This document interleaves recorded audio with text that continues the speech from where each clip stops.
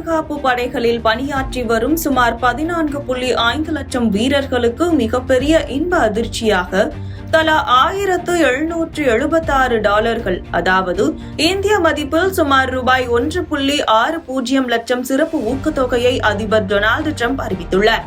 America சுதந்திரம் பெற்று ஒரு தேசமாக உருவான ஆண்டாக 1776 நினைவு கூறும் வகையில் இந்த தொகை குறியீடாக நிர்ணயிக்கப்பட்டுள்ளது.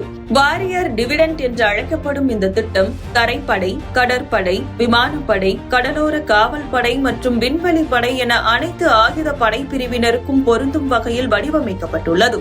நாட்டின் தொடக்கத்தை கௌரவிக்கும் இந்த தொகைக்கு நமது வீரர்களை விட தகுதியானவர்கள் வேறு யாரும் இருக்க முடியாது என்றும் அவர்களே தேசத்தின் உண்மையான ஹீரோக்கள் என்றும் அதிபர் டிரம்ப் தனது தேசிய தொலைக்காட்சி உரையில் புகழாரம் சூட்டியுள்ளார். இந்த திட்டத்திற்கான நிதி ஆதாரமானது அமெரிக்காவின் பொது பட்ஜெட்டிலிருந்து எடுக்கப்படாமல் பிற நாடுகள் மற்றும் வெளிநாட்டு இறக்குமதி பொருட்கள் மீது விதிக்கப்பட்ட அதிரடி வர்த்தக வரி மூலம் திரட்டப்பட்ட வருவாயிலிருந்து வழங்கப்படுகிறது.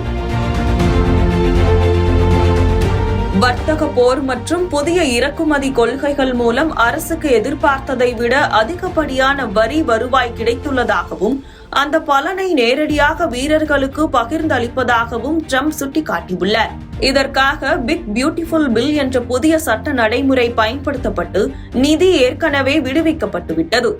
வீரர்களுக்கான காசோலைகள் ஏற்கனவே அனுப்பப்பட்டு விட்டதாகவும் வரும் டிசம்பர் 25 கிறிஸ்துமஸ் பண்டிகைக்கு முன்பாகவே இந்த தொகை அனைவரது கைகளுக்கும் கிடைப்பது உறுதி செய்யப்படும் என்றும் வெள்ளை மாளிகை தெரிவித்துள்ளது. பணவீக்கம் மற்றும் பொருளாதார சவால்கள் நிலவும் சூழலில் அதிபர் டிரம்பின் இந்த அதிரடி அறிவிப்பு ராணுவ வீரர்களின் குடும்பங்களுக்கு மிகப்பெரிய கிறிஸ்துமஸ் பரிசாக அமைந்து பெரும் வரவேற்பை பெற்றுள்ளது.